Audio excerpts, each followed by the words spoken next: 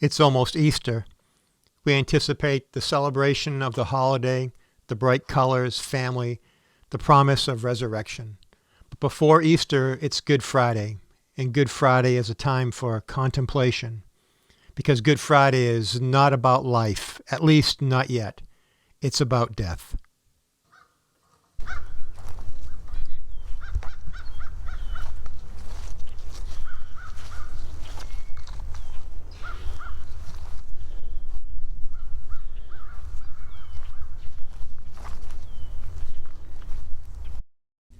So Mark 15:33 says, when the sixth hour had come, there was darkness over the whole land until the ninth hour. Jesus had been on the cross for 3 hours, and darkness had covered the whole land. And this was not a normal darkness. This was not a natural darkness. This was a supernatural sign from God that his wrath was about to be poured out onto Jesus so that we could have the forgiveness of sins. You see, in Exodus 10, we have the story of the plagues of Egypt. The ninth plague was the plague of darkness. And that darkness was upon the land for 3 days until the 10th plague came, which was the plague that would kill the firstborn of every person, animal, and thing in Egypt. You see, what was happening here is God was showing in the heavens that his Son, his only Son, was about to receive the sins of mankind, and judgment would be poured out on him and him alone for the sins of the world.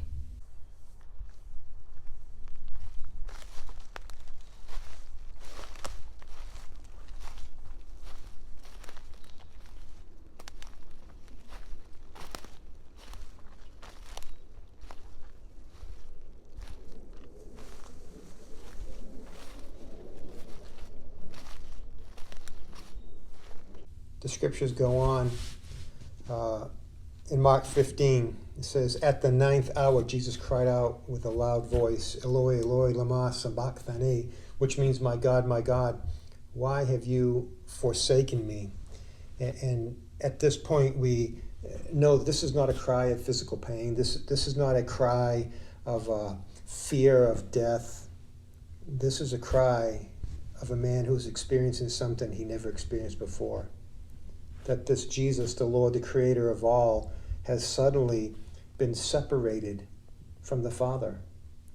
It's never happened before in all eternity. Now suddenly Jesus is experiencing separation, forsakenness by God.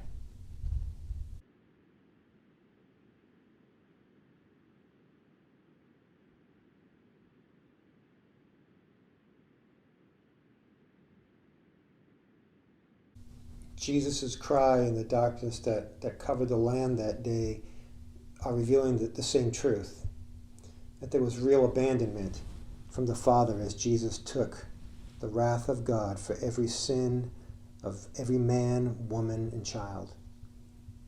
Isaiah 53:6 says that the Lord has punished him for the iniquity of us all. In our separation, it's my prayer that we would remember and meditate on the forsakenness of Jesus, who gave up everything that we might have life again with the Father, that we might never be separated from him ever again.